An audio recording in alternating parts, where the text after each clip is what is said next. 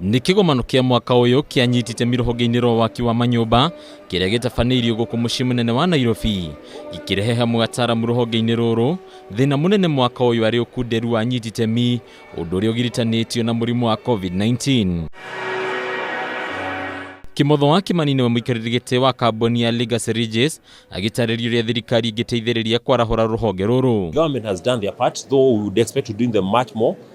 With the formation of the KMRC, that is going to help a lot because they'll be giving loans, secondary mortgage loans at 5% to the SACCOs, and then they have onward giving that at 8%. But the biggest challenge has been the supply, which is what we're working on. Ona gurehi wa magoti ma iguru ni ugwetetwo ta njira imwe ingiritohia uigithia. There is the issue of the exemption of the VAT to the contractors who are building under affordable housing. So we're also working on that. We're also working on getting that exemption.